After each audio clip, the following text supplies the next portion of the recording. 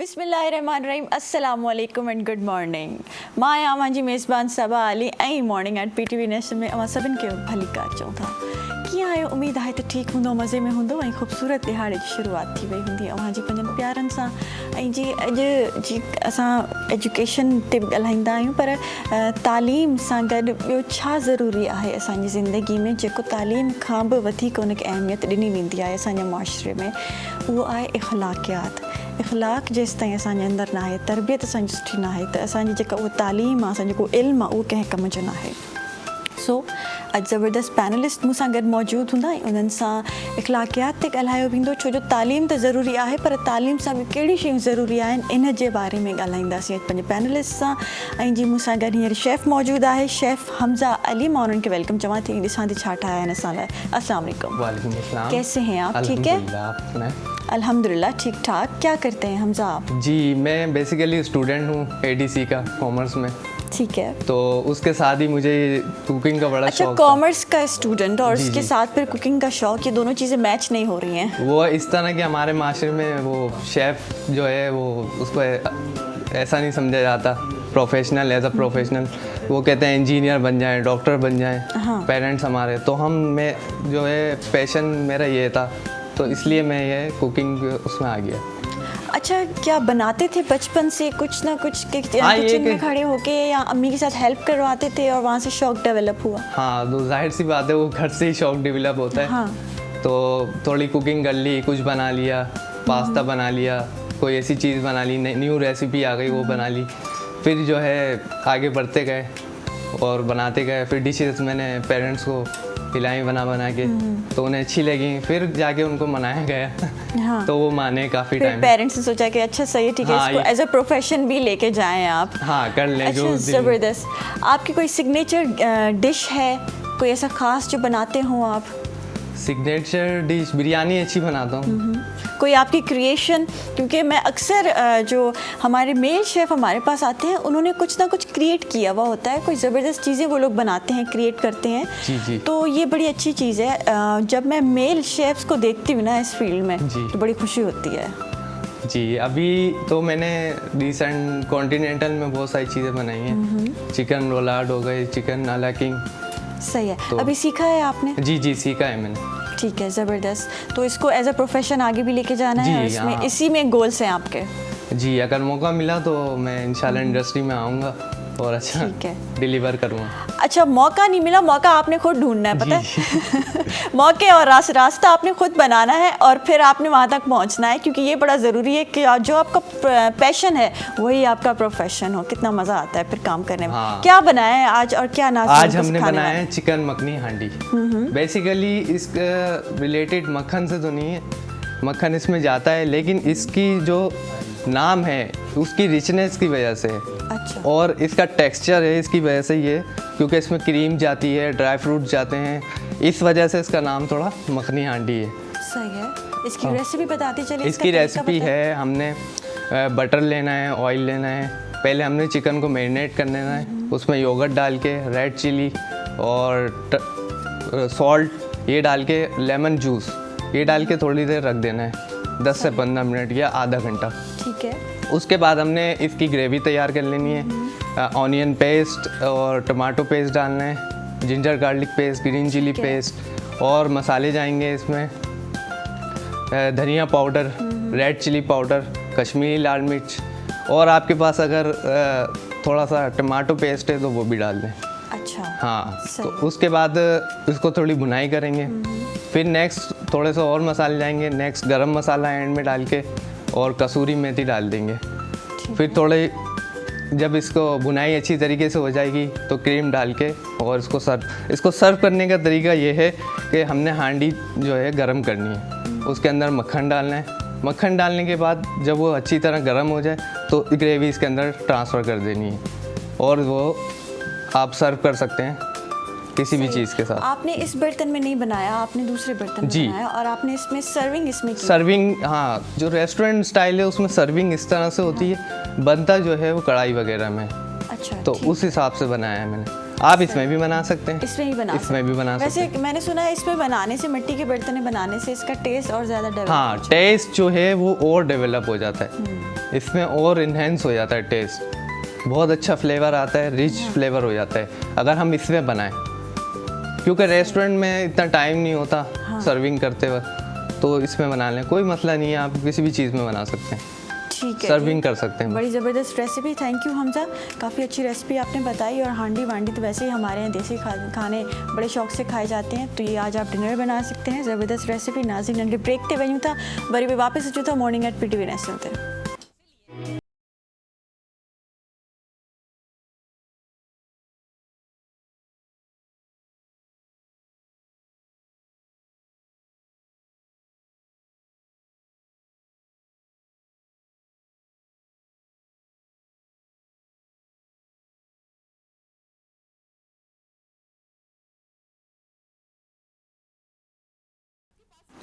Welcome back नाज़रीन morning eight PTV national ते अवां सभिनि खे वरी भली कार चऊं था। ऐं ज़बरदस्त गेस्ट मूंखे हींअर जॉइन करे रही आहे। जीअं मां अव्हांखे पहिरियों ई ॿुधायो हुयो त तालीम त ज़रूरी आहे, पर उन सां गॾो गॾु इख़लाक़ियात ऐं तव्हांजा जेके एथिक्स आहिनि उहे ॾाढा ज़रूरी आहिनि लाइफ में, छो जो तालीम बि नज़र ईंदी आहे, पर जेके तव्हांजी एथिक्स नज़र ईंदियूं आहिनि उहे सभिनि खां पहिरियों नज़र ईंदियूं, तव्हांजी पर्सनैलिटी सभिनि खां पहिरियों नज़र ईंदी आहे। सो फ़रहीन लोधी साहिबा मूंसां मौजूदु आहे, जेका एजुकेशनिस्ट आहे, 18 सालनि खां पढ़ाए रही आहे ऐं उहा ट्रेनर बि आहे, ट्रेनिंग बि ॾेई रही आहे। इन्हनि सां वधीक ॻाल्हाईंदासीं, उनखे वेलकम चवंदासीं। अस्सलाम वालेकुम फ़रहीन, कैसी हैं आप? ठीक है, अल्हम्दुलिल्लाह, thank you for inviting. Thank you for being here. अच्छा, सबसे पहले तो आप मुझे ये बताएं, आप माशाल्लाह एजुकेशनिस्ट भी हैं 18 साल से और आप पढ़ा भी रही हैं, और उसके साथ साथ आप ट्रेनिंग भी दे रही हैं, तो ये कैसे सिलसिला शुरू हुआ? शुरू से अपनी जर्नी बताएं। एक्चुअली बहुत आप समझ लें कि जब मैं स्टूडेंट थी तो स्टूडेंट लाइफ से ही मैंने अपनी प्रोफेशनल लाइफ स्टार्ट कर दी। अच्छा। होता ऐसा है कि मेजॉरिटी लोग अपनी एजुकेशन कंप्लीट करते हैं, दैन प्रोफेशनल लाइफ में जो है वो पार्टिसिपेट करते हैं, कदम रखते हैं, तो फिर अपनी जर्नी स्टार्ट करते हैं। मैं जैसे जैसे तालीम स्टार्ट करी, मैट्रिक के बाद से अपनी जॉब स्टार्ट कर दी, तो दैन स्टडीज़ भी चलती रही, और जब तक मास्टर्स कंप्लीट हुआ तो मैं स्मार्ट स्कूल के एक प्रोजेक्ट में हेड मिस्ट्रेस थी वहाँ पर। तो इस तरह मेरी जर्नी जो है आगे बढ़ी, और करते करते फिर ये है कि मैंने अपना ख़ुद का भी एक स्कूल खोला था, और जी, लेकिन ये है कि जिस तरह पेंडेमिक में बहुत सारी चीज़ों को लॉस हुआ, तो मेरे स्कूल को भी लॉस हुआ, और फिर मैंने उसको क्लोज़ कर दिया। देन और प्रोफेशनल की तरफ, मतलब इसी एजुकेशन से रिलेटेड जहाँ मैं देखती हूँ कि मुझे बहुत सारी जगहों पे ना जैसे जैसे मेरी अपनी जर्नी में आगे आगे बढ़ती गई, टीचर्स के हवाले से, स्टूडेंट से इंटरेक्ट रहा, पेरेंट्स से इंटरेक्ट रहा, और अभी भी रहता है। सिन एजुकेशन फाउंडेशन के साथ एक उनके प्लेटफॉर्म पे एज ट्रेनर भी काम कर रही हूँ। तो मैंने बहुत सारी जगहों पे ये देखा है कि जहाँ हमें तालीम बहुत ज़रूरी है, हम बहुत सारी तालीम के बहुत सिलसिले स्टार्ट कर देते हैं और ट्रेनिंग्स भी प्रोवाइड करते हैं, वहाँ तरबियत भी बहुत ज़रूरी है बच्चों की। एग्जैक्टली और हमारे यहाँ जो है तालीम पे भी बड़ा जोर देते हैं, लेकिन फिर कहीं कहीं कुछ घरानों में, कुछ बच्चों में ये चीज़ें लैकिंग होती हैं, और उनकी क्या वजूहत होती हैं, ये तो आप ही हमें सही बताएंगे। देखिए, उसकी बहुत बड़ी वजह यह है कि जैसे अगर मैं अपनी बचपन की बात करूँ, तो जब हम छोटे थे तो हम बहुत सारे बहन भाई एक साथ होते थे, मतलब माशाल्लाह मेरे 5 बहन भाई हैं। तो पेरेंट्स का ना फोकस ये होता था बच्चों को बताने के लिए कि नमाज अगर 5 वक्त फ़र्ज़ है ना, तो इखलाक हर वक्त फ़र्ज़ है। और इखलाक कैसे फ़र्ज़ है कि जब आप किसी का एहसास करेंगे, जब आपके अंदर किसी की ने कोई हमदर्दी होगी, उसी में इखलाक क्रिएट होता है। यानी कि अगर मेरे घर में काम करने वाली मेड आ रही है, तो पेरेंट्स मुझे ये बता रहे हैं कि ये मेड नहीं है, बल्कि ये हमारी सपोर्टिंग हैंड है, हमारा हेल्पिंग हैंड है, तो अगर ये नहीं होंगे तो हमें इस काम में मदद नहीं मिलेगी।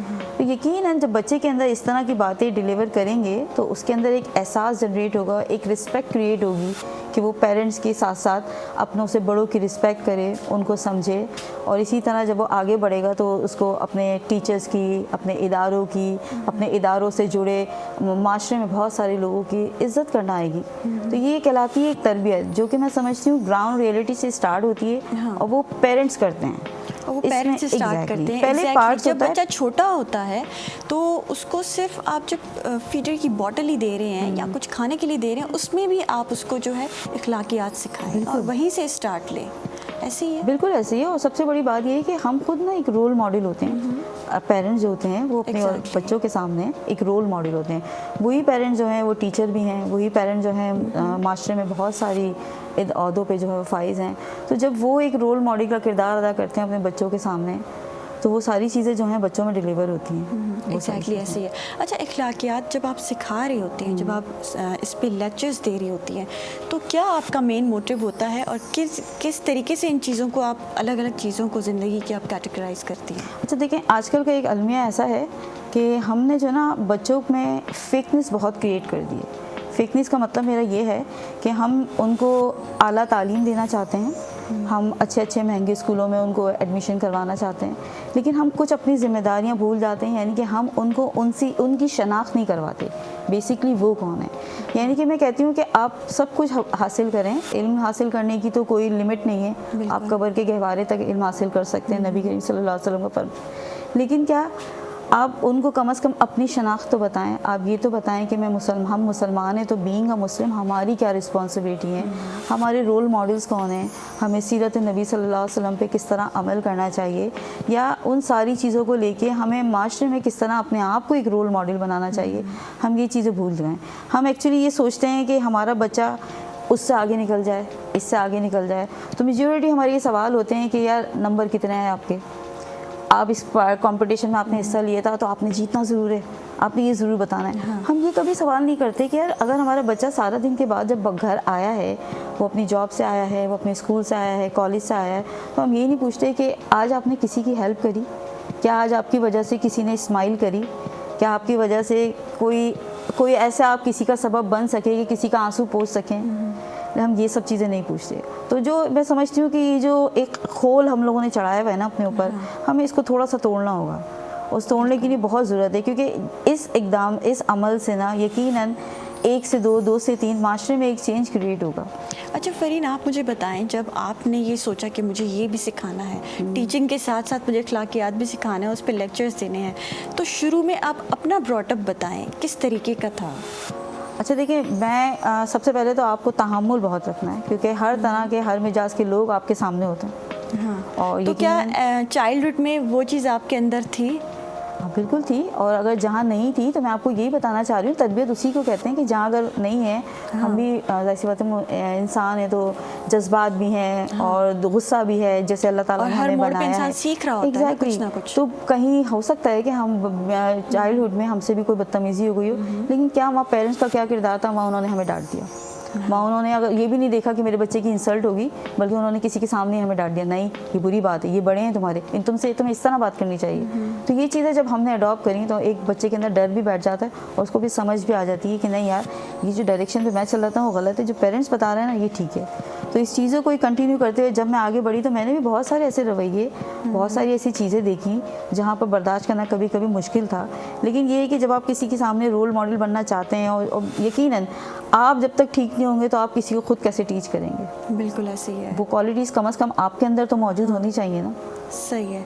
अच्छा, चाइल्डहुड में आप कैसी थी? बचपन में क्या शरारती थी या फिर बड़ी तमीज़ की बच्ची? और मैं एक्चुअली सिखा भी रही है और सीख भी रही है। मैं आप कह लें, अगर मैं अपनी तारीफ़ खुद ना करूं तो मैं एक संजीदा बच्ची थी, ठीक है, और आप ये कह लें कि ज़िम्मेदार थी, बचपन से ज़िम्मेदार हूँ, क्योंकि बहन भाइयों में बड़ी हूँ सबसे, तो ये है कि एक रिस्पॉन्सिबिलिटी क्रिएट करने। लेकिन आप मुझे ये कह सकते हैं पढ़ने का बहुत शौक़ था उस वक्त भी, जब बचपन में भी छोटी थी तो ऑफ कोर्स छोटे मतलब पेरेंट्स ने कभी पुश नहीं किया कि पुश नहीं करा मुझे कि पढ़ लो, लेकिन मुझ में वो कहते हैं ना, जैसे अभी आपकी मैं एक बात सुन रही थी, आप उनसे बात कर रही थी जो हमारे शेफ थे, कि डायरेक्शंस जो है ना आपने खुद क्रिएट करनी होती हैं। कोई आपको बताता नहीं कि आपने इस तरफ चले जाना है, बल्कि आपने खुद ब खुद अपनी डायरेक्शन फाइंड करनी होती है। तो मैं लिखत भी हूँ, लिखती भी हूँ, आर्टिकल भी लिखती हूँ, बहुत सारे मैगजीन्स में, इंटरनेशनल पाकिस्तान के मैगजीन्स में भी लिखती हूँ। बचपन से शौक़ था लिखने का, लिखाने का, और इन तमाम चीज़ों पे कि अदब की तरफ भी मेरा बहुत रुझान है। अच्छा, लिखने का भी शौक़ रहा, तो वो कब से शुरू किया? क्योंकि कुछ बच्चे होते हैं बड़ी छोटी एज से ही बड़े अच्छे अच्छे काम कर जाते हैं, लिखना भी शुरू कर देते हैं। असल में पता है क्या, मैं आपको एक बात बताऊँ, ये जो आजकल हमारे हाथ में मोबाइल है ना, ये जहाँ तक कहने को वर्ल्ड ग्लोब है मेरे पास, और मैं पूरी दुनिया को यहाँ एक मुट्ठी पे सर्च कर सकती हूँ, एक क्लिक पे देख सकती हूँ। लेकिन कहीं ना इसकी बहुत सारे नुकसानात भी हैं। ऐसे ही है। जैसे अगर आप मेरी बात पूछें तो मुझे नौनिहाल का बहुत शौक़ था, मैं नौनिहाल पढ़ती थी, और आपसे मैंने उर्दू वहीं से पढ़ना सीखी। जब नौनिहाल पढ़ती थी तो जाहिर सी बात है कुछ लिखने का भी दिल चाहता था। तो 2 क्लास की एज से मैं अपनी नानी को ख़त लिख रही हूँ, लाहौर, और वो ख़त पोस्ट भी करवा रही हूँ। तो ज़बरदस्त। आजकल हम देखते हैं तो अच्छा, बच्चे ये उर्दू में बहुत activities वीक अब हैं। नहीं है हमारे ये यहाँ। नहीं है क्योंकि बच्चे अब मोबाइल पे लग वो गए हैं। चीज़ ना आपको किताबों से, आपको लफ्ज़ों से, जुमलों से बड़ा कनेक्ट करती थी, और अब जो है फ़ोन्स और ये सारी चीज़ें आपको बड़ा डिस्कनेक्ट कर गई हैं बुक्स से और अदब से, इन चीज़ों से। बहुत ज़्यादा ये चीज़ें मौजूद नहीं हैं अब क्योंकि ये चीज़ें इसलिए मौजूद नहीं है क्योंकि मैं वही बात बोलूँगी कि माँ बाप एक रोल मॉडल होते हैं। वो कहते हैं ना, अगर आप अपने बच्चे के सामने किताब पढ़ रहे होंगे ना तो यकीनन थोड़ी देर बाद वो भी एक किताब लेके बैठ जाएगा आपके सामने, वो मोबाइल को साइलेंट कर देगा, मोबाइल रख देगा उठा के। लेकिन आजकल का वक्त है कि हम सबसे मोबाइल पर लगे हुए होते हैं। टेक्नोलॉजी जहाँ इतनी ज़रूरी है वहाँ नुकसानात भी इसके बहुत ज़्यादा हैं। अच्छा, क्या आपके लिटरेचर से पास दूर।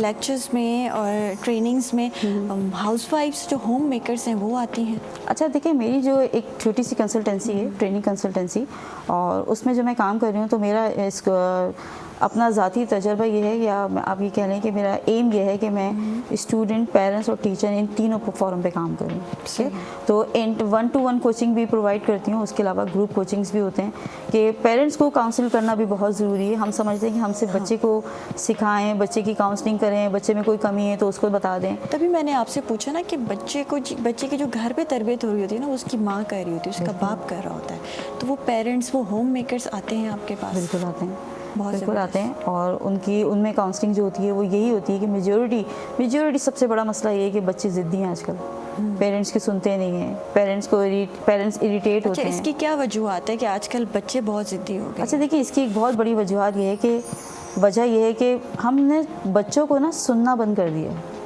हम उन्हें सुनते नहीं हैं। हम इसलिए नहीं सुनते हैं क्योंकि इस बिज़ी लाइफ में हम खुद बहुत मसरूफ़ हो गए हैं।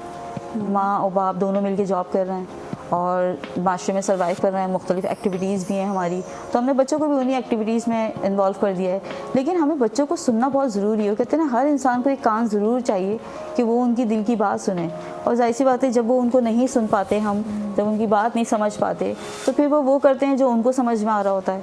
इस वजह से कुछ एरोगेंट नेचर भी हो जाते हैं, कुछ बच्चे शाय भी हो जाते हैं कि वो अपने आप को एक खोल में बंद कर लेते हैं।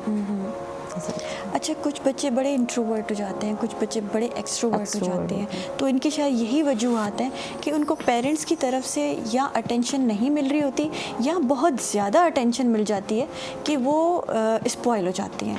तो ये स्पॉइल होना भी बड़ी अजीब चीज़ है, और आप बच्चे को आप उतना ही अटेंशन दें, उतनी ही हर चीज़ प्रोवाइड करें कि वो स्पॉइल ना हो। ऐसे ही है? बिल्कुल ऐसे ही, बिल्कुल ऐसे ही। आपने बहुत अच्छी बात बोली। बच्चों को हमें सुनना बहुत ज़रूरी है, उनको कहीं ना कहीं उनकी अटेंशन देना बहुत ज़रूरी है। नहीं देंगे तो क्या होगा, बच्चे खुद अपनी ज़ात में एक कंफ्यूज पर्सनालिटी बन जाएंगे। या तो देखिए, समाव ऐसा होता है जिसको आप एक्सट्रोवर्जन हम कह रहे होते हैं ना, कि जहाँ हम बच्चों को नहीं सुन पाते या उनकी प्रॉब्लम्स को सॉल्व नहीं कर पाते घर में माँ बाप के होते हैं, क्योंकि देखिए जो पेरेंट्स कर सकते हैं कोई दूसरा नहीं कर सकता। जी। ऐसे ही है। तो बच्चे क्या होता है, एक मोरली जो ना बच्चों वीक होना शुरू हो जाते हैं। या तो कोई अपने आप को एकदम शाय हो जाता है तो वो बिल्कुल बंद कर लेता है, और लोगों से मिलना जुलना ख़त्म, बातचीत करना बंद। हमें लगता है पेरेंट्स भी उसको बोलते नहीं, थोड़ा शाय है मेरा बच्चा, कम बोलता है ना, तो इसलिए सबके सामने नहीं आता। और एक बच्चा ऐसा हो जाता है कि अगर मुझे नहीं सुन रही है, मेरी बात नहीं समझ, अब तो मैं जो मेरा दिल चाहेगा मैं वो बोलूँगा, जो मेरा दिल चाहेगा मैं वो करूँगा। तो ये बात भी गलत है, क्योंकि फिर वो बच्चा आगे जाके, जब हम उसको कहते हैं ना कि हम टोकते नहीं हैं, तो आगे जाके बहुत सारी ऐसी डिस्टर्बेंस क्रिएट हो जाती हैं जो उनसे जुड़ने वाले लोगों के लिए एक प्रॉब्लम बनती है। और फिर उसके बाद जो है वो बच्चे अपनी यंग एज में ही मेंटल हेल्थ उनके इश्यूज हो जाते हैं, उनके मेंटल इश्यूज हो जाते हैं, डिप्रेशन बहुत ज़्यादा बढ़ गई है बच्चों में। वो बच्चे।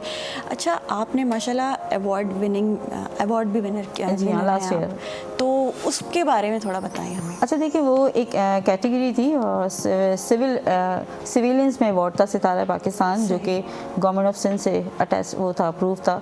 तो उसमें मैंने भी अप्लाई किया और उसमें अप्रॉक्सीमेटली 20 ईयर्स एक्सपीरियंस रिक्वायर्ड था, तो देन आई गॉट इट, अल्हम्दुलिल्लाह। अच्छा, और मुझे लगता है कि ये एक रिवॉर्ड है। वो कहते हैं ना, जब हम बहुत रिवॉर्ड है, और कितने टाइम बाद आपको ये रिवॉर्ड मिला, क्योंकि एज ए टीचर क्या फीलिंग थी फिर आपकी? फीलिंग तो बहुत अच्छी थी, बहुत ज़्यादा प्राउड, और फैमिली ने भी बहुत अप्रिशिएट किया, लोगों ने भी बहुत अप्रिशिएट किया। क्योंकि मैं समझती हूँ कि समाव ऐसा होता है कि हम काम करते करते थक जाते हैं और ये पोजीशंस हमें नहीं मिल पाती, लेकिन बाय लक के मिल गई। Thank you. फिर मोटिवेशन भी बड़ी मिल रही होती है। मोटिवेशन भी बढ़ी, और उससे ये है कि सिर्फ मेरे साथ मैं नहीं बढ़ी, मुझे देखने वालों में भी मोटिवेशन बढ़ी। उनको भी लगा कि अगर बहुत सारी हार्डल्स को हम उनको हार्डल्स को हम क्रॉस करते हुए जाते हैं अपनी ज़िंदगी में, आगे बढ़ते हैं, तो वो जो परेशानी परेशानियाँ होती हैं ना, वो मुश्किलें जो होती हैं ना, वो कहीं ना कहीं आपके लिए एक इनाम भी क्रिएट कर रही होती हैं। यानी वही वाली बात है कि अगर आप पत्थरों पे चलते चलते अपने लिए या तो कहकशा बना लें या तो फिर उससे स्लिप हो जाए। तो ऐसे ही। बड़ी ज़बरदस्त बात की आपने। अच्छा, आप माशाल्लाह 18 साल से इस फील्ड में हैं, तो काफ़ी स्टूडेंट्स को आपने जो है पढ़ाया होगा, उनसे आप लिंक होंगी, अब तक इंटरेक्शन होगी आपकी, तो बच्चे मिलते हैं आपसे, स्टूडेंट्स मिलते हैं, उनसे मिलते भी मुलाकात हैं, होती बल्कि है? कुछ बहुत अच्छा लगता है मुझे, क्योंकि अब स्टूडेंट्स ऐसे हैं कि वो शायद मेरे बराबर ही लग रहे होते हैं, या तो ऐसा लगता है कि या तो मैं छोटी हो गई, बच्चे बड़े हो गए। क्योंकि अर्ली एज से काम करने का एक फ़ायदा मुझे ये भी हुआ कि मैं उनके साथ टीचर नहीं दोस्त थी, क्योंकि मेरा खुद अपना एक नेचर था, जो मैं खुद भी, जाहिर सी बात है, जब मैट्रिक के बाद से मैंने स्टार्ट करा तो मैं खुद भी बच्चों के साथ हंसती थी, बोलती थी।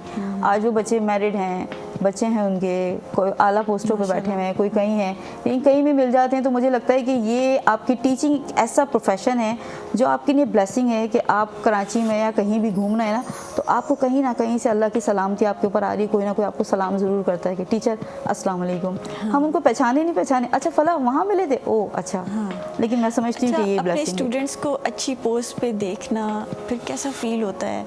क्योंकि आपने उनकी शुरू में आपने उनको तालीम दी, आपने उनको संवारा, मैं समझती हूँ कि एक एजाज़ की बात है, ये बड़ी अचीवमेंट बहुत है। ज़्यादा अचीवमेंट की बात है, एजाज़ की बात है जब वो कि बच्चे आपसे मिलते होंगे, आपको बताते होंगे कि आज मैं ये करता हूँ। बिल्कुल ऐसे ही है, और सिर्फ ना सिर्फ बताते हैं, समाओ लोग मुझे इंट्रोड्यूस भी करा देते हैं दूसरे लोगों से कि ये मेरी टीचर थी, तो लोग कभी कभी हैरान भी हो जाते हैं कि हमारे दिमाग में तो ये खाका था कि एक अधेड़ उम्र की बूढ़ी सी टीचर होंगी तो वो मिस फरहीन लोधी होंगी, लेकिन आप हैं तो इट्स वेरी इम्प्रेस कि आपने इनको पढ़ाया। हाँ, अच्छा, आप माशाल्लाह टीचर्स के साथ साथ इस फील्ड में रह के भी आपने आरजे भी आप थी, हाँ, और वो कैसे सिलसिला शुरू हुआ और फिर क्यों छोड़ा?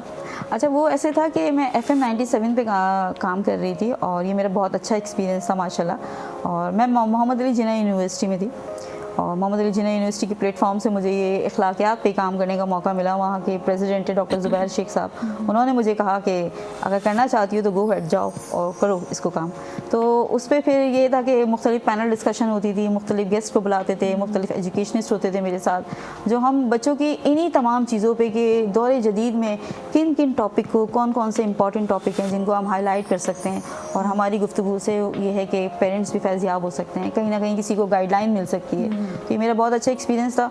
और छोड़ने की कुछ वजूहत ये थी कि फिर मैं ट्रेनिंग की तरफ चली गई, जो SCF के साथ मैं कनेक्ट हो गई, तो फिर वो उससे भी अच्छा एक मेरा एक्सपीरियंस था।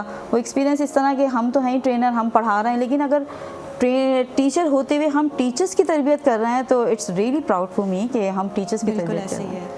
अच्छा, टीचर्स की तरबियत करना और टीचर्स को सिखाना, और मज़ीद आप खुद भी टीचर और फिर टीचर्स को ही पढ़ाना, वो कैसा एक्सपीरियंस था? मैं कहती हूँ कि ये कुछ ज़्यादा ही बहुत टफ अच्छा था एक्सपीरियंस या है। शायद बड़ा मैं- आसान था? नहीं, टफ़ नहीं था। टफ़ इसलिए नहीं था क्योंकि वो जो टीचर्स हैं, जाहिर सी बात है वो भी पढ़ा रही हैं, टीचर्स हैं, समझ रही हैं बात को, लेकिन अच्छा लगता है कि अपने कोर्स और सब्जेक्ट को हटा रखते हुए उन सब्जेक्ट्स के हट के भी हम बात करें, कुछ मोरल पे बात करें, कुछ बच्चों की काउंसलिंग पे बात करें, कुछ पेरेंट्स की काउंसलिंग पे बात करें, तो वो एक दूसरे से जब एक एक्सपीरियंस शेयर होते हैं। मैं ये नहीं कहती कि सिर्फ ट्रेनर ही उनको पढ़ा रहा होता है, बल्कि ड्यूरिंग द ट्रेनिंग हम उनसे भी बहुत कुछ सीख लेते हैं, क्योंकि आपको पता है लर्निंग प्रोसेस तो कभी ख़त्म नहीं होता, लर्निंग तो हमारी चलती रहती है। वो एक ग्रुप डिस्कशन हो जाती है, Exactly. जैसे ज़बरदस्त एक माहौल बन जाता है।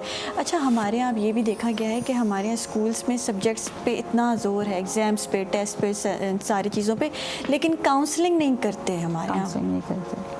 तो क्या ये एक सेशन रखा जाए स्कूल्स में? ये सिलसिला शुरू होना चाहिए, क्योंकि ज़्यादा बहुत ज़रूरी ज़रूरत है है। बच्चों की काउंसलिंग, और या फिर पेरेंट्स के साथ मिलकर भी उनकी जो काउंसलिंग बड़ी ज़रूरी है। बहुत ज़्यादा ज़रूरी है, और इसी को मद्देनज़र रखते हुए मैंने जो आपको बताया कि मैंने अपना ट्रेनिंग कंसल्टेंसी स्टार्ट की है, और उसमें मेरी यही चीज़ें हैं कि हम। लेकिन आप स्कूल में ही करती हैं या नहीं। फिर स्कूल से बाहर किसी इदारे में? जी बिल्कुल, मेरे पास बहुत सारी यूनिवर्सिटीज़ हैं जिनसे मैं इंटरलिंक हूँ, और उन यूनिवर्सिटीज़ में सेशंस होते हैं, स्कूल्स में भी सेशंस होते हैं, तो वो पेरेंट्स के सेशन मेजॉरिटी टीचर्स और स्टूडेंट्स के साथ होते हैं।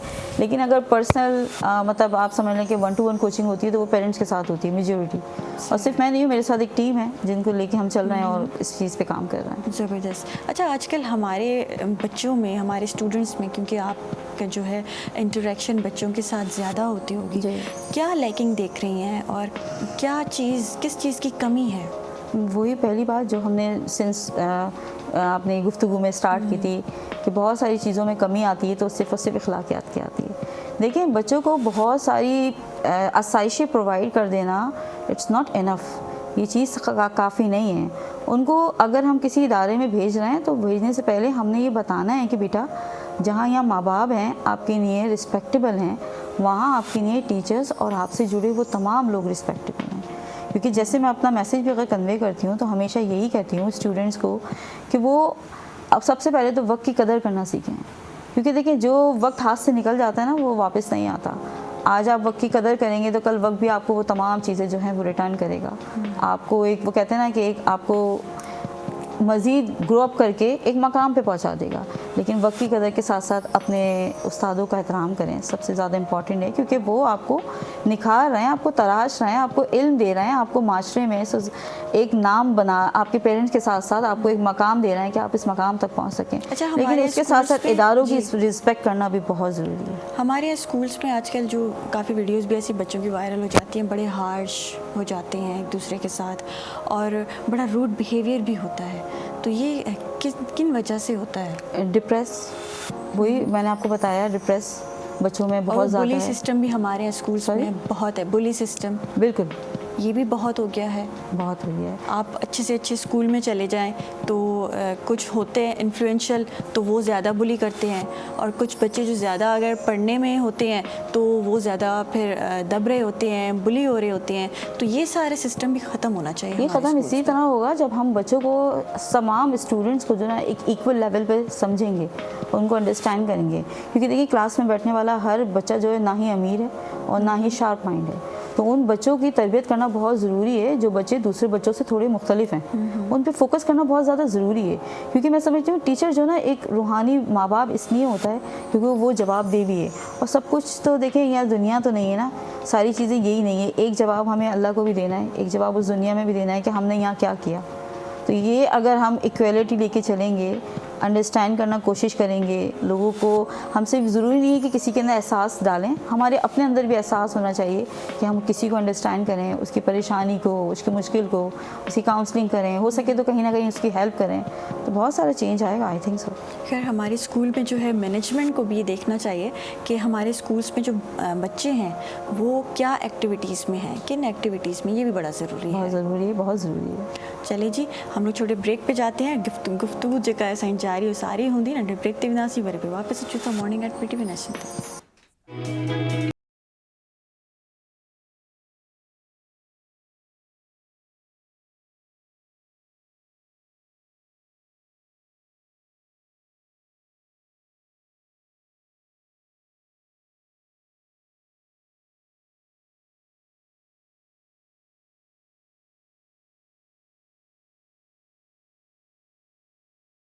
बैक नाज़रीन, मॉर्निंग एट PTV नेशनल ते सभिनि खे वरी भली कार चऊं था। ऐं हींअर ज़बरदस्त गेस्ट मूंखे जॉइन करे रहिया आहिनि। सभिनि खां पहिरियों त ऑडियोलॉजिस्ट असां सां मौजूदु आहे ऐं काफ़ी अहिड़ा मसइला मसाइल असांजे लाइफ में असां ॾिसंदा आहियूं इर्द गिर्द में जेके ऑडियोलॉजिस्ट ई हल करे सघनि था। सो उन्हनि सां मज़ीद ॻाल्हाईंदासीं। फ़रहीन नासिर साहिबा मूंसां मौजूदु आहे। अस्सलाम वालेकुम। अस्सलाम वालेकुम। कैसी हैं आप? ठीक है, खैरियत से, अल्हम्दुलिल्लाह। ऐं जी हुन सां गॾोगॾु मूं वटि ज़बरदस्त असांजी होस्ट, असांजी दोस्त असां सां मौजूदु आहे संध्या सूमरो साहिबा। अस्सलाम वालेकुम। वालेकुम अस्सलाम।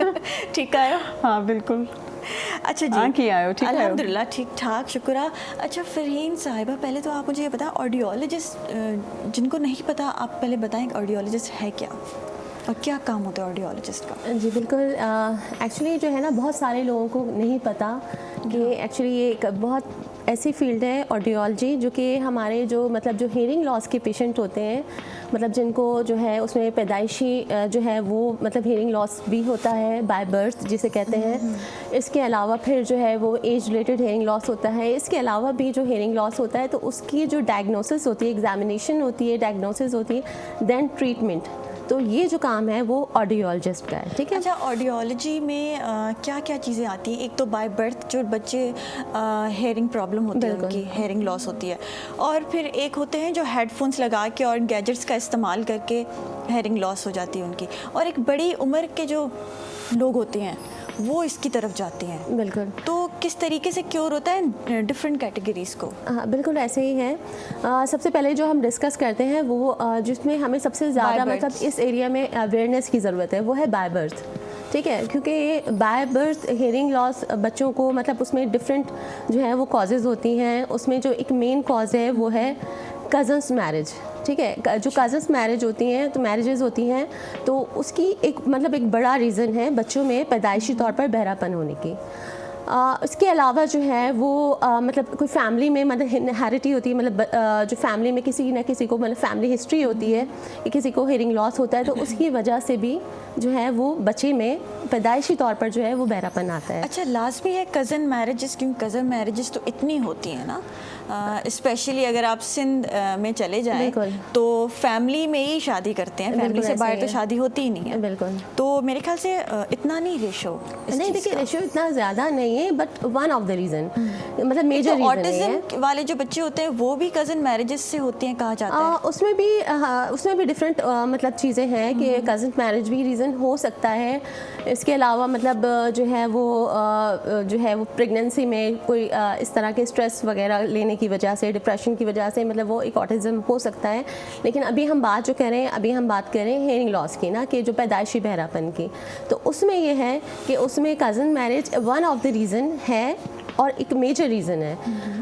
यही वजह है कि शहरों की निस्बत जो है वो देहातों में जो रूरल एरियाज़ हैं उनमें ये प्रॉब्लम ज़्यादा है। मतलब वहाँ जो है हमारे पास अभी पेशेंट आते हैं वो बहुत ज़्यादा इंटीरियर सेंस से, और जो है क्योंकि हम कराची में काम करें, जो मतलब GMT से मैं जो है मुंसलिक हूँ, तो वहाँ जो है हमारे पास जो है वो ज़्यादातर जो है वो अंदरूनी सिंध से जो लोग बहुत ज़्यादा पेशेंट आते हैं जो कि अपने बच्चों को लेकर आते हैं। इसके अलावा कोयटा साइड से बहुत ज़्यादा आते हैं, बलूचिस्तान से बहुत ज़्यादा पेशेंट हमारे पास आते हैं, क्योंकि कज़न मैरिजेस ज़्यादा हो रही जो बच्चों में ज़्यादातर प्रॉब्लम मैं देखती हूँ कि जो ज़्यादा हमारे पास पेशेंट आ रहे होते हैं वो इन एरिया से ज़्यादा आ रहे होते हैं। किस तरीके से हेयरिंग लॉस को ख़त्म किया जा सकता है? क्या ये ठीक हो सकता है?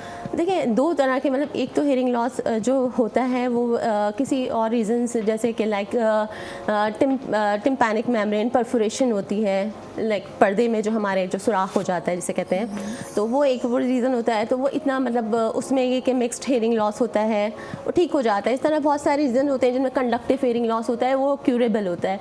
बट अभी जो आज हम बात करेंगे उस पर जो कि परमानेंट हेयरिंग लॉस होता है, उसे कहते हैं सेंसरी न्यूरल हेयरिंग लॉस, जो कि ज़्यादातर जो बच्चों में जो पैदाइशी तौर पर जो होता है वो वही होता है, सेंसरी न्यूरल हेयरिंग लॉस होता है। यानी कि जो ऑडिटरी सिस्टम होता है, जहाँ हमारे हेयर सेल्स होते हैं वो बच्चों के बने नहीं होते, या फिर उसके बाद जो है बच्चों में पैदाइश के बाद के बहुत सारे पेरेंट्स बोलते हैं कि हमारा बच्चा जब पैदा हुआ था उस वक्त वो बिल्कुल सही था, सुनता था, लेकिन जो पैदाइश के बाद मतलब क्या हुआ कि कोई बुखार आ गया। जैसे इसमें एक रीज़न है, जैसे मीज़ल्स में खसरा जो हो जाती है, या फिर जो है वो टाइफाइड हो जाता है, या फिर जो है वो और मेजर कुछ ऐसे बुखार होते हैं जो आपके किसी न किसी ऑर्गन पे जाके असर करते हैं, तो हेयरिंग पे भी असर करते हैं। तो इसी तरह हमारे जो है वो मतलब कुछ इस किस्म के बुखार होते हैं जो कि बच्चे के ऑडिटरी सिस्टम को हिट करते हैं। तो ऑडिटरी सिस्टम को जब हिट करते हैं तो उसका जो कॉक्लिया है, जो उसके हेयर सेल्स होते हैं वो डैमेज हो जाते हैं, जिसकी वजह से फिर बच्चे को जो है वो हेयरिंग लॉस हो जाते हैं। अब हेयरिंग लॉस में कोई डिग्रीज़ होती हैं। डिग्रीज़ मतलब कि इसमें जैसे स्टेजेस हैं, लाइक माइल्ड हेयरिंग लॉस है, मॉडरेट हेयरिंग लॉस है, मॉडरेटली सीवियर है और फिर उसके बाद प्रोफाउंड। अब सीवियर है या मॉडरेटली सीवियर है, जो कि मोस्टली मतलब इससे स्टार्ट होता है, जो कि बच्चों में ज़्यादातर होता है, मॉडरेटली सीवियर या प्रोफाउंड। ठीक है, तो इसमें ये होता है कि हेयरिंग एड्स बहुत अच्छे काम करते हैं। जैसे आपने ट्रीटमेंट की बात करी, तो ट्रीटमेंट में ये है कि जो परमानेंट हेयरिंग लॉस है तो उसका अनफॉर्चुनेटली कोई ट्रीटमेंट नहीं है। अच्छा, कोई सर्जरीज होती हैं? हाँ, मैं आपको यही बता रही हूँ कि जो परमानेंट हेयरिंग लॉस होता है उसका कोई इस तरह का सर्जरीज के थ्रू या मेडिसिन के थ्रू कोई ट्रीटमेंट नहीं है। उसका जो ट्रीटमेंट है वो हम जो है वो सिर्फ और सिर्फ क्या करते हैं कि एम्प्लीफिकेशन दी जाती है बच्चे को। अच्छा। बच्चे को या बड़े को, जिसको भी ये हेयरिंग लॉस का प्रॉब्लम होता है, उस पेशेंट को जो है एम्प्लीफिकेशन दी जाती है, और वो दी जाती है मतलब हेयरिंग एड्स के ज़रिए या फिर जो है वो कॉकलियर इम्प्लांट होता है। सही। एक कॉकलियर इम्प्लांट एक सर्जरी है जो कि सर्जरी के ज़रिए मतलब जो है वो इम्प्लांट किया जाता है, जो है वो कॉकलियर मतलब एक मतलब समझे डिवाइस जो है वो इम्प्लांट की जाती मतलब है। वो कान के अंदर डिवाइस कान के अंदर नहीं, एक्चुअली हमारी मोस्टाइट बोन होती है आगे, यहाँ से हमारे डायरेक्ट जो है वो यहाँ से सर्जरी की जाती है और जो है बच्चे के वो मतलब एक ऑडिटरी जो सिस्टम है वहाँ जो है वो मतलब वो इम्प्लांट की जाती है डिवाइस और उसमें वो डायरेक्ट जो है वो बच्चे को एम्प्लीफिकेशन वहाँ से दी जाती है और वो उस सूरत में होता है जब बहुत प्रोफाउंड डिग्री का हेयरिंग लॉस। अच्छा, इन टेक्नोलॉजीज़ पे भी बात करेंगे और क्या क्या किया जा सकता है इसको ख़त्म करने के लिए, इस पे भी बात करेंगे। पर असां संध्या भी मौजूद है, संध्या सां ॻाल्हाईंदासीं त असां इख़लाक़ियात ते बि ॻाल्हाए रहिया हुआसीं हाणे थोड़ी देर पहिरियों। ऐं फरीन साहिब असां फरीन लोधी बस असां मौजूद आहे। तव्हांजो छा वीचार आहे इन्हनि जे बारे में? इख़लाक़ियात जे बारे में माण्हू खे मूं वांगुरु बा इख़लाक़ हुअणु घुरिजे। ख़ैर इहे त मज़ाक जी ॻाल्हि आहे, बिल्कुलु इख़लाक़ियात तमामु घणी ज़रूरी आहे। ऐं फरीन मज़े जी ॻाल्हि छा आहे, अॼु पाण वटि ॿ फरीन आहिनि। हा, अॼु फरीन डे आहे असां वटि। त इहो बि हिकिड़ो इतफ़ाक़ आहे, मुंहिंजो हुअण बि हिकिड़ो इतफ़ाक़ आहे। ॻाल्हि इहा आहे त इख़लाक़ियात जी जेका फरहीन ॻाल्हि करे पई, इहा ॻाल्हि हक़ीक़त आहे त पाण पंहिंजे घरनि में ॿारनि खे नथा सेखारियूं, बल्कि ग़लति शयूं था सेखारियूं। माना उन्हनि खे जेकी असां सां हेल्पर हूंदियूं आहिनि, जेके असांजे घर में कमु करणु ईंदियूं आहिनि, त असां नंढे हूंदे खां असांजो बिहेवियर ॾिसी ॿार सिखनि था न, पोइ जॾहिं असां उन सां रिस्पेक्टफुली डील नथा कयूं। अच्छा, आप लोग सुन पा रही हैं मैं क्या मतलब समझ पा रही हैं मैं क्या बोल रही हूँ, ठीक है? तो वो रिस्पेक्टफुली डील ना आहिनि कंदियूं, उहो ॾिसी ॿार बि कुझु घरनि में मूं ईअं बि ॾिठो आहे त मासी जेका घर में असां सां कमु कंदियूं आहिनि, असांजी भेनरूं, मासी बि न चवणु घुरिजे, मां त चवंदी पहिरीं ॻाल्हि त ॿारनि खे उहो इहो ई असांजी सेखारिजे हेल्पर त आहे। उनखे मासी बि नाहे चवणो। मासी नाहे असांजे चवणो, उहे हा, बिल्कुलु। हेल्पर्स आहिनि। हेल्पर आहिनि ऐं उन्हनि जो नालो खणो, उन्हनि खे अदी चओ, भेण चओ, बाजी चओ, आपा चओ, खोड़ नाला आहिनि ॾियण जे लाइ। मासी नालो ऐं ॾाढो इंसल्टिंग वे में ॿार सॾींदा आहिनि। ऐं मानी उहो जेकॾहिं सर्व कंदियूं, उन्हनि खे त मानी न आहिनि खाईंदा। मां पाण लिटरली इहा शइ ॾिठी आहे ऐं मां हुते कंडेम बि कयो ओॾीमहिल इन ॻाल्हि खे। माना जंहिंजे घर में हुअमि, मां चयुमि इहो तव्हांजो तरीक़ेकार सही न आहे, न इहो न खाईंदो आहे न, इहो जेकॾहिं हे ॾींदी। मां चयुमि छा आहे इहो, माना तव्हांजो ॿारु हिकिड़ी ग़लति शइ करे थो, तव्हां ओॾीमहिल माना हुनखे कवर था कयो। ॿार जी कंहिं बि ग़लति ॻाल्हि खे जेकॾहिं उहो पंहिंजे तरफ़ां बि करे थो, जेकॾहिं तव्हांजी सेखारियल न बि आहे, तव्हांजो बिहेवियर सुठो आहे पंहिंजी हेल्पर सां, पर ॿारु करे थो, त ओॾीमहिल तव्हांखे ॿार खे चवंदा न, असांजी नानी वॾी हूंदी, असांजी नानी चवंदी खारायो सोन जो गिर ऐं ॾिसो शींहं जी नज़र सां। त ॿारनि खे ईअं डील, माना कुझु माण्हुनि जी माना ॾिठो वञे त प्रैक्टिस इहा आहे त ॿारनि खे दड़को न आहे ॾियणो। ॿार खे दड़को न आहे ॾियणो, छाकाणि ॿारनि जो कॉन्फिडेंस ब्रेक थी वेंदो आहे।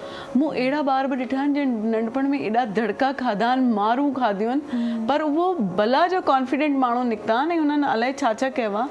इहो जेका अपब्रिंगिंग डिफरेंट तरीक़े जी बिल्कुलु हूंदी आहे ऐं ॾाढी ज़बरदस्त तरीक़े सां कुझु माण्हू एॾो सुठे तरीक़े सां मां चवंदी आहियां दड़के में रखंदा आहिनि ऐं एॾी ज़बरदस्त अपब्रिंगिंग कंदा आहिनि, त उन्हनि खे बि मां हेड्स ऑफ कंदी आहियां। छा ॿुधाईंदव, कुझु ॿुधाईंदव असांखे बेत वग़ैरह कुझु गाना? हा, बेत ॿुधायां, हा, मां गीत ॿुधाईंदमि तव्हांखे। ऐं इहे वेठियूं आहिनि त मां चयो हलो कुझु थोरो उर्दू, सिंधी बि ॿुधाईंदमि पर उर्दू ॿुधायां थी हिन में। नैयर नूर जो ॿुधायां थी, ठीकु आहे? सही है। बाबूला, आपने सुना होगा, बाबूला अफशा अहमद का बहुत पॉपुलर सॉन्ग है। पता नहीं, आप शायद बहुत छोटे होंगे, मैं भी खैर छोटी थी, लेकिन मैं बचपन से जो है ना पुराने म्यूज़िक सुनती हूँ, उसका मुझे शौक़ है। बाबूला वे ले जाए ना लोग मुझको, मेरी जान को लगाए कैसा रोग। बाबूला बाबूला वे ले जाए ना लोग मुझको, मैंने बाबुल क्या सोचा था, मेरा जीवन तो रांझा था, तूने गैरों से बांधा संजोग।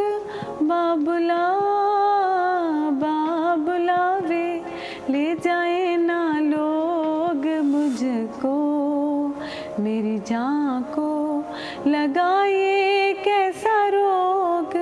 बाबुला बाबुला वे, ये कैसा बंधन है जिसने आग लगाई तन मन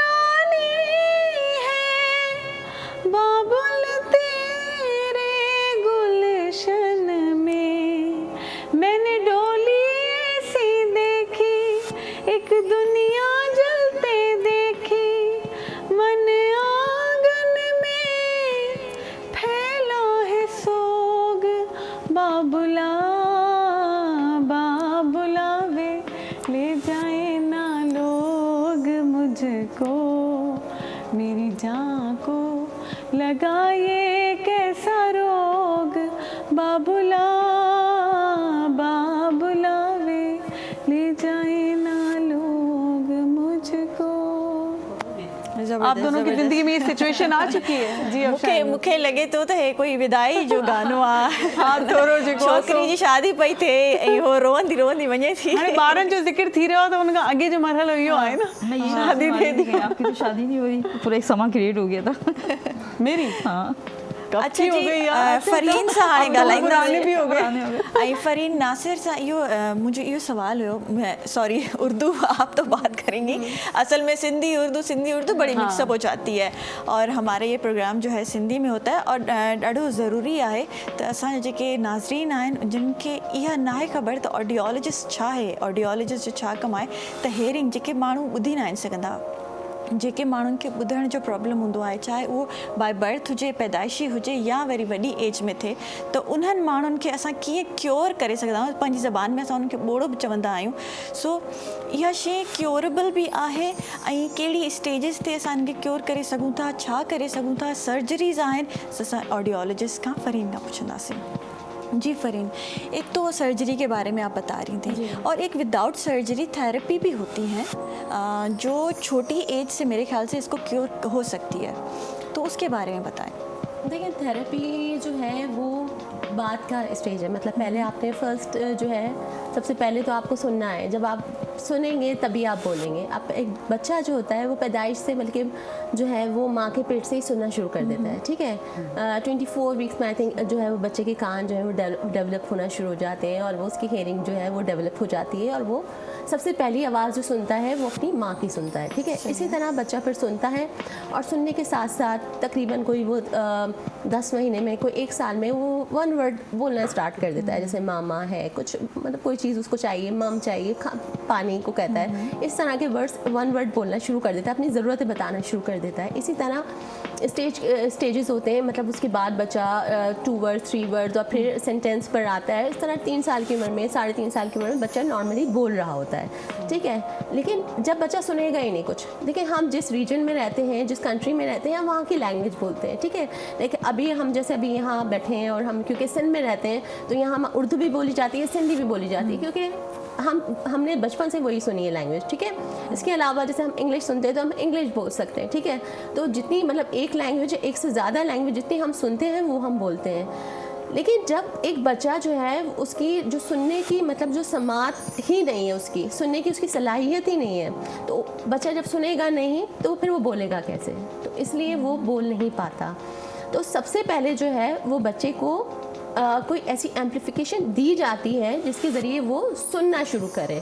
तो उसके लिए सबसे पहले जो, जैसे अब बच्चों में बात की जाए तो सबसे पहले जो है वो हेयरिंग एड्स लगाए जाते हैं, जिनको आले समात कहते हैं, ठीक है। बच्चे को हेयरिंग एड्स लगाए जाते हैं, इनमें डिफरेंट हेयरिंग एड्स आते हैं, कंप्यूटराइज्ड होते हैं, नॉन कंप्यूटराइज्ड होते हैं। तो उनमें क्या होता है कि वो बच्चे को जितना उसका हेयरिंग लॉस होता है उसके मुताबिक उसको उतनी एम्प्लीफिकेशन दी जाती है, जितना तो ज़्यादा उसकी मदद से बच्चा बोल भी सकता है। उसकी मदद से बच्चा बोल नहीं सकता, उसकी मदद से बच्चा सुन सकता है, सही। ठीक है। अच्छा नहीं, जैसे ये दोनों चीज़ें इंटरलिंक होती हैं। इंटरलिंक है तो मैं आपको बताती हूँ जी। तो, अच्छा, एक मेरे भी जहन में क्वेश्चन है कि बच्चा जो सुन नहीं सकता जी। तो ये प्रोसेस माँ के पेट से ही बच्चे को ये जो डिसेबिलिटी होती है वहाँ से शुरू हो जाती है? बिल्कुल, जो बाय बर्थ जो है ये डिसेबिलिटी जो बाय बर्थ होती है वो माँ के पेट से, बिल्कुल, क्योंकि वो उसका सिस्टम बना ही नहीं होता है, अच्छा, ठीक है। क्योंकि एक जैसे पूरा कि एक आपने system- बताया कि 24 वीक पे वो बच्चे की हेयरिंग शुरू हो जाती है बनना और वो नहीं बनती क्योंकि है। वो वहीं से सुनता है ना। बिल्कुल, वो जो है वो माँ के पेट से ही सुनना शुरू करता है, मतलब वो चीज़ बनी ही नहीं होती है। उसके हेयर सेल्स जो हमारे जो सुनने का जो पूरा एक हमारा जो ऑडिटरी सिस्टम है हमारा पूरा, तो मतलब हमारे हेयर सेल्स जो होते हैं वो बच्चे के बने ही नहीं होते, या उसका जो कॉकलिया होता है वो बना ही नहीं होता है। अच्छा, एक मेरा जिसकी सवाल वजह था से यहाँ बच्चे- पे, क्या डॉक्टर्स को ड्यूरिंग अल्ट्रासाउंड हाँ जी। बच्चे की पैदाइश से पहले पता चल सकता है कि इसके सेल्स नहीं बने? नहीं, ये कुछ ये ऐसी चीज़ें नहीं चीज़ें बनी। होती हैं जो कि नहीं पता चलती हैं। देखिए बहुत सारी चीज़ें ऐसी होती हैं जो कि बच्चे की पैदाइश से पहले ही अल्ट्रासाउंड वगैरह से नहीं पता चलती है। ये बच्चे की दुनिया में आने के बाद सबसे पहले जो है वो पेरेंट्स को ही नोटिस करना पड़ता है। देखें इसमें एक जो है, अगर हम जिसकी अवेयरनेस के बारे में बात करें तो सबसे पहले जो है, क्योंकि हमें जो अगर ये पता चलता है कि बच्चे को अगर हेयरिंग लॉस है, पैदाइशी बहरापन है, तो सबसे पहले वो पता चलना चाहिए ताकि अर्ली मेडिकल इंटरवेंशन स्टार्ट की जाए। क्योंकि जितनी जल्दी हम बच्चे को जो है उसकी जो है वो इंटरवेंशन स्टार्ट करते हैं, जितनी जल्दी हम उसकी ट्रीटमेंट उसको प्रोवाइड करते हैं, इतनी जल्दी बच्चा जो है बोलने के प्रोसेस पे आएगा, जो हम आगे बात करेंगे, जिसके के बारे में आप बात करेंगे। ठीक है, तो बात यह है कि जब बच्चे का, हमें सबसे पहले ये जानना ज़रूरी है कि बच्चे को ये प्रॉब्लम है या नहीं। ठीक है, तो उसके लिए पेरेंट्स को जो है, क्योंकि ये जो प्रोग्राम है ये ज़्यादातर हमारे देहातों में भी देखा जा रहा है, जो हमारे इंटीरियर सिंध में भी देखा जा रहा है, तो वहाँ ये क्योंकि ज़्यादा प्रॉब्लम होती है, तो बच्चों ये ज़्यादा मतलब अवेयरनेस के लिए ज़रूरी है कि हम ये बात जो है सब तक पहुँचाएँ कि आपको सबसे पहले ये देखना है कि अगर आपका बच्चा जो है वो क्या वो आवाज़ों पर चौंकता है, यानी कि अगर कोई चीज़ गिर जाती है, डोर जो है दरवाज़ा ज़ोर से बंद होता है, या फिर किसी भी मतलब ऐसी आवाज़ों पे बच्चा चौंकता है फ़ौरन ना। हाँ। अगर वो सोता हुआ भी उठ जाता है बाज़ वक्त अगर तेज़ आवाज़ होती है। ठीक है, अगर बच्चा जो है उन आवाज़ों पे चौंक नहीं रहा, वो उन आवाज़ से डर नहीं रहा, या फिर वो जो है जब आप बच्चे को आवाज़ देते हैं तो बच्चा पलट के नहीं देखता, क्योंकि बच्चा कुछ जो है वो मंथ्स के बाद बच्चा बाकायदा पेरेंट्स की आवाज़ को पहचानने लगता है और रिएक्ट करता है उन पर।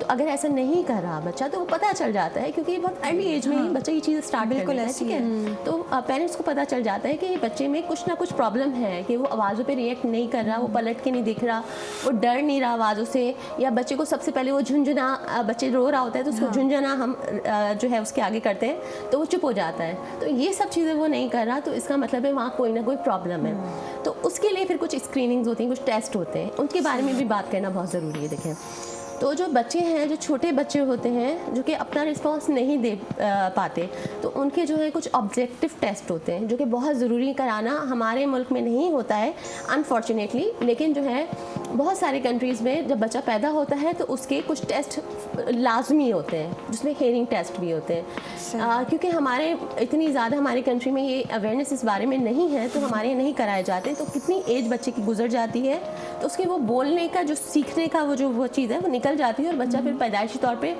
जो है वो बहरा भी हो जाता है और गूंगा भी हो जाता है, मतलब वो बोलने से भी मतलब उसका मसला हो जाता है। पेरेंट्स को ये चीज़ शुरू में ही बड़ा, जब बच्चा पैदा हो रहा है तो ये चीज़ें नोटिस करनी चाहिए, बिल्कुल बड़ा इंपॉर्टेंट है, बहुत इंपॉर्टेंट है। तो अब मैं आपको टेस्ट के बारे में बताती हूँ। इसके टेस्ट होते हैं, बैरा टेस्ट होता है सबसे पहले जो ऑब्जेक्टिव टेस्ट है, इसमें एक बैरा टेस्ट होता है, ABR जिसका कहते हैं, brain stem evoked response audiometry test है।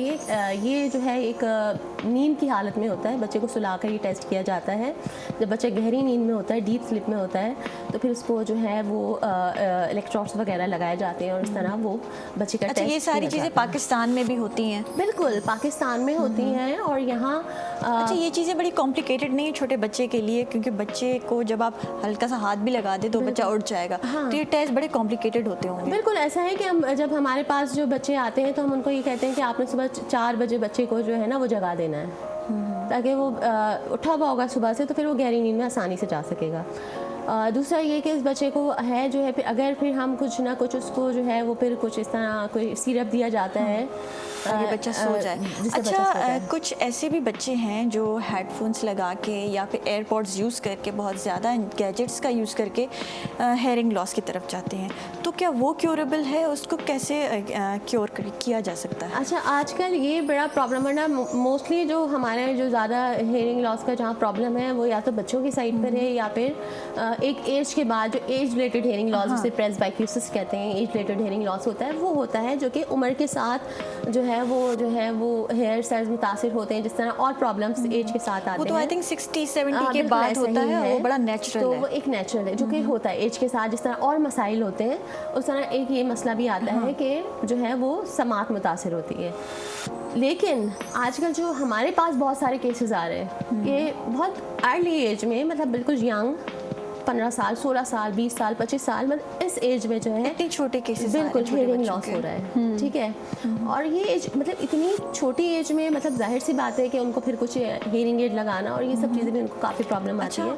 हेयरिंग लॉस क्या सिर्फ एक ही कान का आ रहे हैं जो बच्चे यंग एज में आ रहे हैं, वो एक ही कान नहीं, का ऐसे इशू लेके नहीं आ रहे है। हैं, दोनों कानों का? देखिए, क्योंकि गैजेट्स का बड़ा एक तो ये इस्तेमाल बड़ा जहरीला है और इस चीज़ से हम बच्चों को जितना बचा सकें ये बड़ा इम्पोर्टेंट है। बिल्कुल ऐसा है कि ना देखिए, अब ये जो है ना इस पर हम बात करते हैं कि आपने पहले जो क्वेश्चन किया था कि परमानेंट होता है क्या, ये क्यूरेबल होता है या जो भी, तो ये इस बारे में मैं आपको बता दूं कि ये जो जब बहुत तेज़ आवाज़ कोई कानों में जाती है, लाइक कोई पास में किसी की ब्लास्ट भी होता है या फिर जो है वो किसी जो बहुत ज़्यादा डीजेज वगैरह होते हैं जो स्पीकर्स के पास जिनका हर वक्त जो है वो उनको हर वक्त जो है वो साउंड मिलता रहता है कान में, या हैंड फ्री लगा के म्यूजिक सुना हैंड जाता फ्री है, लगा के बहुत तेज़ आवाज़ में जो म्यूज़िक सुनते हैं, एयरपॉड्स लगाते हैं, तो उनको भी ना ये हेयरिंग लॉस हो जाता है क्योंकि जब बहुत तेज़ आवाज़ कान में जाती है तो जो हमारे हेयर सेल्स मूव कर रहे हैं जो कि हमारे साउंड वेव को इलेक्ट्रिकल जो है उसमें कन्वर्ट करके सिग्नल्स में कन्वर्ट करके हमारे ब्रेन तक पहुंचा रहे हैं, तो वो हेयर सेल्स जो हैं वो तेज़ आवाज़ों से डैमेज हो जाते हैं। और जब हेयर सेल्स डैमेज होते हैं तो मतलब जो हेयरिंग लॉस होता है उसके बाद वो परमानेंट हेयरिंग लॉस हो जाता है। और ये मतलब समझे परमानेंट हेयरिंग लॉस है, उसका कोई इलाज नहीं है और उसका कोई इलाज नहीं है तो उसकी वजह से फिर क्या होता है कि आपको फिर वो कुछ ना कुछ इस तरह कोई ट्रीटमेंट के तौर पर आपने हेयरिंग एड्स लगाने पड़ते हैं। अच्छा, उसमें भी हेयरिंग एड्स में अब ऐसी चीज़ आ गई है कि टेक्नोलॉजी, क्योंकि तो उसमें हम बहुत सारी जदीद टेक्नोलॉजी है कि जिसमें जो लोगों को बहुत बुरा लगता था कि हेयरिंग एड्स जो है वो कान के पीछे बड़े से नज़र आ रहे हैं या वो तार वाले चलते थे पहले जो बॉडी वॉर्न होते हैं, लेकिन अब जो है वो कान के अंदर बहुत छोटे से हेयरिंग एड्स होते हैं जो कि नज़र भी नहीं आते, इनविजिबल हेयरिंग एड्स होते हैं। लेकिन ऐसा नहीं है कि हम ये सारी चीज़ें यूज़ करें तो हम अपने फ़ोन और इन चीज़ों से दूर रहें, सबसे पहले ये इन गैजेट से दूर रहें हम। ये जो हम इतने एयरपॉड्स और ये सारे हेडफोन्स लगा रहे हैं और आजकल तो बड़ा ट्रेंड हुआ है, बिल्कुल लोग घूम रहे हैं और इतने बड़े बड़े हेडफोन्स लगे हुए हैं। आप म्यूजिक सुनना चाहते हैं ना तो आप ब्लूटूथ स्पीकर रख लें और उस पे सुने, वो ज्यादा और बेहतर इतना है। शौक है तो फ़ोन में ही लगा लें, फोन में ही लगा थोड़ी लेना है और कि आप ब्लूटूथ कान स्पीकर में- आपको थोड़ा लाउड सुनना है कान तो में Bluetooth- लगाएं और अपने सेल्स तबाह करें और फिर आप जो है दूसरे ये हेयरिंग एड्स की तरफ जाएं, ये कितना ख़तरनाक है। और बच्चे जो छोटे हैं स्पेशली उनको तो ज़्यादा से ज़्यादा आप इस चीज़ से दूर रखें। आजकल हर अच्छा, बच्चे ने जो घर में लगा हुआ लगाए जी होते हैं हैंड फ्री का। क्या आप लोग बताते हैं फरहीन साहिबा, बच्चों को जब काउंसलिंग करती हैं, जब ट्रेनिंग देती हैं तो बच्चों को ये इन गैजेट से दूर रहने की ताकीद करती हैं? बिल्कुल बताती हूँ, क्योंकि अगर पहले की और अब की जनरेशन में हम फ़र्क देखें तो वो फ़र्क ही सबसे बड़ा ये है कि पहले बच्चे लिटरेचर की तरफ ज़्यादा थे, मुताला करते थे, जिससे उनकी सोच समझ बढ़ती थी, जिससे उनकी तमाम चीज़ें जो है वो और मज़ीद इन्हेंस होती थी। अब जिस तरह ये गुफ्तगू कर रही हैं और बता रही हैं तमाम चीज़ें, ये तो तबाही की तरफ जाने वाले रास्ते हैं।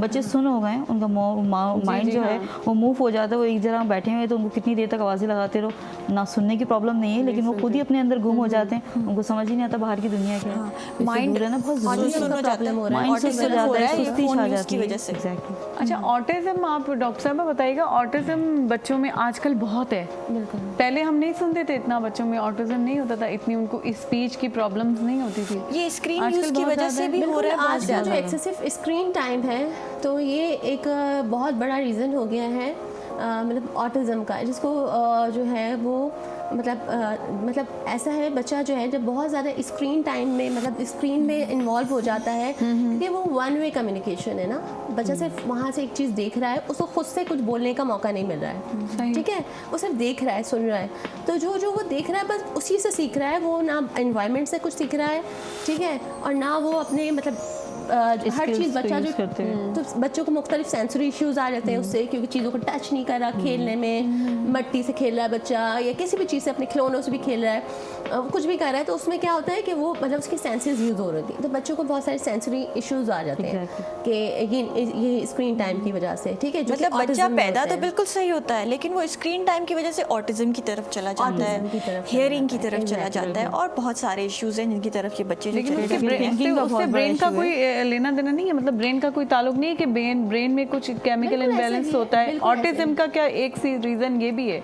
बिल्कुल ऐसा ही है कि जो पैदाइशी तौर पर जो ऑटिज्म होता है तो उसमें तो हमारा उसका ताल्लुक तो हमारे ब्रेन से ही होता है, लेकिन जो बच्चों के बाद में जो हो रहा है पैदाइश के बाद, ये स्क्रीन टाइम की वजह से, जो कि शुरू में बच्चे जो होते हैं बिल्कुल ठीक होते हैं, वो बिल्कुल आपको जो है वो बिल्कुल सब दे रहे होते हैं, रिएक्शन सारे दे रहे होते हैं। शुरू में जो स्टार्ट जो होता है 1 वर्ड्स बच्चा बोलना, 2 वर्ड्स तरह बोल रहा होता है, लेकिन 2 साल के बाद जब बच्चे को एकदम से ज़्यादा स्क्रीन टाइम मिलना शुरू हो जाता है, 2 से 3 साल की उम्र में, 4 साल की उम्र में, तो फिर बच्चा जो 2 से 3 साल की उम्र है ना, ये बहुत ज़्यादा सीखने की उम्र है। वो और critical इसी में thinking खत्म हो ज़्यादातर जाती जो है। अच्छा, है- लास्ट मैसेज क्या देना चाहेंगी हमारे नाज़रीन को? अच्छा, लास्ट मैसेज। अच्छा, इससे पहले मैं थोड़ा सा स्पीच पे थोड़ा सा बात करना चाहूँगी कि जो हमारी बात बीच में रह गई थी कि बच्चों की स्पीच थेरेपी, तो बात ये है कि 5 साल की उम्र तक बच्चा जो है वो ज़्यादातर स्पीच डेवलप होने का टाइम है, तो उससे पहले अगर बच्चे को है जो है वो हेयरिंग एड्स लगा दिए जाएँ या फिर जो है वो उसके बाद उसकी थेरेपी स्टार्ट की जाए। देखिए, लैंग्वेज डेवलप की जाती है, तो वो लैंग्वेज डेवलप करने के लिए ज़रूरी है कि वो थेरेपीज़ हो, ठीक है, स्पीच थेरेपी हो। तो जब बच्चे को पहले उसको जो भी एम्प्लीफिकेशन जिस तरह भी दी जाती है हेयरिंग एड्स के ज़रिए या फिर कॉक्लियर इम्प्लांट के ज़रिए, तो उसके बाद ज़रूरी है कि बच्चे की फिर स्पीच थेरेपी की जाए, जिसके बाद बच्चा जो है फिर वो बोलना स्टार्ट करे, बोलना सीखे। तो इसलिए ये ज़रूरी है कि अर्ली एज में इस चीज़ की मतलब हमें अवेयरनेस हो जाए, अर्ली एज में हमें पता चल जाए, ताकि बच्चे की इंटरवेंशन स्टार्ट हो जाए। और मैं ये मैसेज जो है बिल्कुल ये देना चाहूँगी कि लास्ट में देखिए, हमारा काम जो है ना, स्पेशली जिस इदारे से मैं वाबस्ता हूँ, GMT हेयरिंग सोल्यूशन, तो हमें जो है ना ये बात ख़ास कर ये बताई गई कि हमारा जो काम है वो ये एक प्रोफेशन जो है वो इंसानियत की खिदमत से भी जुड़ा हुआ है, यानी कि बिल्कुल ऐसे ही है। बिल्कुल, क्योंकि हमें वहाँ जो है जब हमारे पास लोग आते हैं, हम उनकी काउंसलिंग करते हैं और उनको जो है वो बेहतर मतलब ऐसा होता है कि बाज़ वक्त जो गांव देहातों से लोग आते हैं वो इतना मतलब अफोर्ड नहीं कर पाते, तो फिर हम उनके हिसाब से कि अगर वो जो भी कोई डोनेशन मिल सके या फिर डोनेशन ना भी मिल सके तो उनको कम से कम प्राइस में वो चीज़ मिल जाए जो उनका मतलब उनके हिसाब से आप लोग चार्ज करते बिल्कुल हैं? उसके हिसाब से चार्ज करते हैं। तो ये हमारा मतलब ये है, तो इंसानियत खिदमत का भी काम है हमारा। तो ऐसा है कि मेरा बस लास्ट मैसेज यही है कि हमें बिल्कुल ये ख्याल रखना चाहिए कि हमारे के जब भी ये हमारे साथ प्रॉब्लम हो तो उसको जल्द से जल्द उसकी जो है वो बेहतरी जो है मतलब किस तरह उसका ट्रीटमेंट किया जाए उसकी तरफ जाएँ, उसकी ट्रीटमेंट की तरफ जल्दी से जल्दी हमें जाना चाहिए। जी फरीन लोधी, आप कोई मैसेज देना चाहेंगे? जी बिल्कुल, मेरा मैसेज पेरेंट्स के लिए स्पेशली, अभी जैसे हम बात कर रहे थे सारी अखलाकियात की कि वो तरबियत कहाँ से शुरू होती है, तो पेरेंट्स को मेरा मैसेज ये है कि प्लीज़ अपने बच्चों को उनकी ख़ुद की शनाख्त करवाएं, उनकी पहचान करवाएं, क्योंकि ये जो ज़िंदगी है ना जो हम जी रहे हैं ये टेम्परेरी है, इसके बाद भी एक बहुत बड़ी ज़िंदगी है जो आखिरत की है। तो ऐसा सामान जमा करें अपनी शनाख्त के साथ साथ अपने दीन को मद्देनज़र रखते हुए, ताकि जो तालीम के साथ तरबियत है उसमें हमारी सारी अखलाकियात भी जमा हो जाएँ और वो कहीं ना कहीं आपके लिए भी अजर बने और माशरे के लिए भी अमन बने। बिल्कुल सही बात है। संध्या, अवां को मैसेज ॾियणु चाहींदो? बिल्कुल, मां इहो ई मैसेज ॾियणु चाहींदमि, जेको टॉपिक हले पियो जंहिं हवाले सां ॻाल्हि ॿोल हले पई, त सभिनी खां अॻु में जेकी असां माउ पीउ आहियूं न, असांजी तरबियत तमामु घणी ज़रूरी आहे। पहिरीं ॻाल्हि त जेकी अहिड़ा फोरम्स आहिनि, जेकी अहिड़ा प्रोग्राम थियनि था, उनजे ज़रिए उन्हनि खे तरबियत ॾिनी वञे, माना उन्हनि खे सेखारियो वञे। ॿियो, असांखे पंहिंजी तरबियत पाण बि करणु घुरिजे। आम तौर ते असांजे समाज में हिकिड़ो रुझान आहे त तव्हां कंहिंजे ॿार खे कुझु चवंदव न त बसि हले विया पोइ, मतलब जेकॾहिं तव्हां फील करे रहिया आहियो, मिसाल तौर इन्हनि जो ॿारु आहे, मां महसूसु करे रही आहियां त हिन ॿार में का प्रॉब्लम आहे, त मां सम्झंदे बि कुझु न चवंदसि, अड़े बाबा हिनखे बुरो लॻी वेंदो, छाकाणि माण्हू काफ़िर थी वेंदा आहिनि सफ़ा, उन्हनि जे ॿारनि जो नालो खणो त बसि पोइ उते जेको आहे सो कमु लही वेंदा आहिनि। त बहरहाल असांखे पंहिंजे पाण खे ठीकु करणु घुरिजे, पंहिंजी तरबियत करणु घुरिजे। त असां अॼुकल्ह जेकी इहे सभु प्रॉब्लम्स आहिनि, छाकाणि ॻाल्हाइण जो फोरम खोड़ आहिनि, वेही करे 2-2 3-3 कलाक ॻाल्हायूं था, पर पोइ वरी वञी करे साॻिया आहियूं, सेम आहियूं, त असांखे पाण खे कम ठीकु न करणु कंदासीं, घुरिजे। पाण खे ठीकु न कंदासीं, ॾाढो ज़रूरी आहे। थैंक यू सो मच अवां सभिनीनि जो, थैंक यू सो मच आपका। नाज़रीन, असांजो प्रोग्राम जो टाइम बिल्कुलु ख़तमु थी वियो आहे। उमेद आहे त ॾाढो नॉलेजेबल रहियो हूंदो, ॾाढी अवेयरनेस मिली हूंदी अवां खे असांजे गेस्ट मां। सुभाणे वरी मुलाक़ात थींदी अवां सां, तेसि ताईं सवाल की ॾींदा इजाज़त। अल्लाह हाफ़िज़, पाकिस्तान ज़िंदाबाद। पर असां संध्या कुझु न कुझु ॿुधंदा वेंदासीं। अच्छा हलो, मां हिकिड़ो कलाम आहे, अलाए कंहिं लिखियो, हिकु त मूंखे टाइम ते जॾहिं कोई चवंदो आहे त मूंखे कलाम यादि न ईंदा।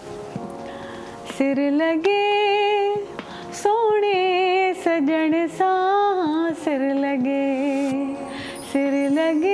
सोणे सजण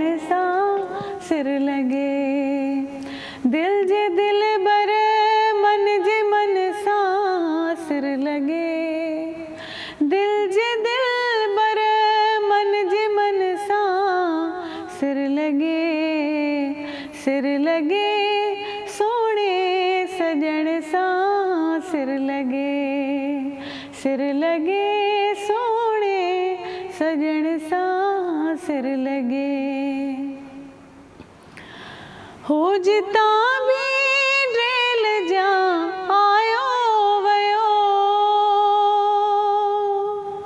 हो जिता भी रेल जा आयो वयो हो जिता भी रेल जा आयो वयो तिन दगन आई पेचरन सां सिर लगे दिल जे दिल बर मन जे मन सां सिर लगे दिल जे दिल बर मन जे मन सां सिर लगे सोने सजण सां सिर लगे यार आमद होश